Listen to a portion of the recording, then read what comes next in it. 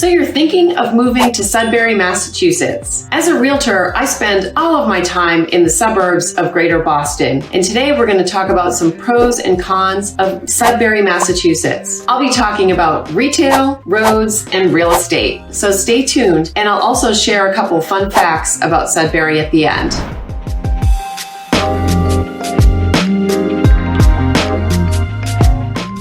My name is Jane. Welcome to my channel, Living in the Boston Burbs with Jane. Each week I release a video sharing fun facts and interesting nuggets about all the towns in Greater Boston to help you make an informed decision about your relocation to our area. If you're thinking about moving, I would love to help. Just give me a call, send me an email, and we can connect. So let's jump right in. So let's start with a con. When I think of Sudbury, I think of a sleepy little town. It has a tiny town center with lots of Revolutionary era character of stone walls and Revolutionary era buildings. It has one great restaurant that I've enjoyed a couple of great meals, but if you're looking for some hustle and bustle, Sudbury might not be for you. There is, however, a Starbucks. When you drive through the center of town, there's basically a four-way stop and a beautiful historic town hall, a couple other historic buildings, and there's small commercial development of some nice shops and a couple little places and this nice restaurant. What Sudbury doesn't have is a commuter rail stop. You'd have to go to neighboring Lincoln if you're commuting to Boston, and it doesn't have major retail, so you'd have to go to neighboring towns for major shopping. What it does have is a lot of charm and terrific areas, large lots, privacy, and lots of green space. A huge pro of Sudbury are their outstanding public schools. They are perennially in the top 15 school systems in our state. There's 4 elementary schools, 1 middle school, and there's actually a regional high school with neighboring Lincoln called Lincoln Sudbury High School. They're well known for their excellent performing arts and sports and, of course, academics. So in 2022, they were rated A+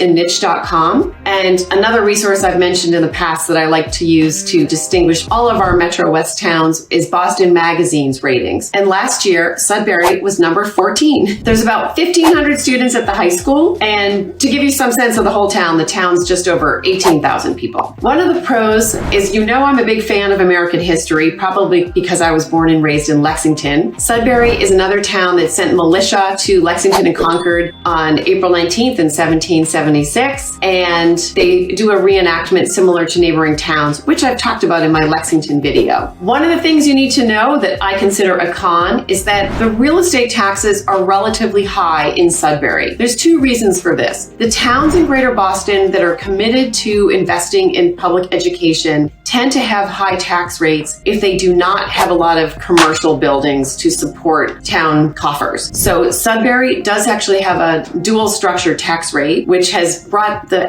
actual rate for residential down in the past couple of years. So for example, for 2023, the residential tax rate is $15.77 per thousand of your assessed value. To give you some basis of comparison, in my own town of Wellesley, which has similarly outstanding public schools, and we do not have a dual rate, our tax rate is under $12 per thousand. So this does add up. The good news is Sudbury seems to be heading in the right direction. It was not in the very distant past that the rate was closer to $20 per thousand. Another pro of Sudbury is our highly educated population. It has a 99% rate of high school graduation, and over 82% of residents have a college degree. Now, one of the cons you should think about is the roads. So Sudbury is located west of Boston, and it's got a real rural vibe. There are no major highways that go through the town. So if you are commuting to Boston, for example, during rush hour, it's definitely going to take you over an hour. And it's going to be about 20 minutes or so before you're going to get to the Mass Turnpike or to 95. However, it's midway between Route 95, which is a belt that goes around Boston, and 495, which is a major road that kind of cuts around a greater swath around Boston. The pros of living in Sudbury are the beautiful green spaces. There's lots of space to hike and walk, and one of my favorite places is the Great Meadows National Wildlife Refuge. I've been going there since I was a child with my family. We've walked there with our own kids over the years. It's a great place for bird watching. It's pretty level level, and it has some boardwalks that make it easy. So let's jump into what you might consider a con. Is the real estate is indeed expensive. The good news is you can find everything from an antique to new construction, and in 2022 the prices ranged from $450,000 for the lowest sale price of a home, which was basically for a contractor special fixer-upper, all the way up to almost $5 million for a fabulous 13,000 square foot home with a pool and very special home. So let's kind of talk about what's more typical. In 1923, Henry Ford, yes, that Henry Ford, bought almost 3,000 acres in Sudbury. He had a plan to create a colonial village that was 18th and 19th century so people could come and experience what it was like to live and work there. One of the things he did was he wanted to create this village, so he had to create a dam to stop some water. He created what is now known as Ford's Folly. You can actually hike in the woods and find this, but he basically was trying to create a reservoir which was unsuccessful. One of the other things Henry Ford did was relocate a little red schoolhouse from Sterling, Mass to Sudbury. And this is important and interesting. Remember, Mary had a little lamb whose fleece was white as snow? She was real. She had a little lamb, and the little red schoolhouse was originally in Sterling, Massachusetts on Route 20, which is Boston Post Road. There's a beautiful inn with function space. My sister-in-law actually got married there, and she arrived in a horse-drawn carriage. Wayside Inn became quite famous during Henry Wadsworth Longfellow's time, as he wrote a book of poetry called Tales of the Wayside Inn. It became quite popular, and there are different stories in each poem about different people related to the Wayside Inn, and they were supposedly based on real characters. So what did you think? Please leave your comments below. Remember to subscribe. My next feature will be on the city of Newton. Thanks for watching.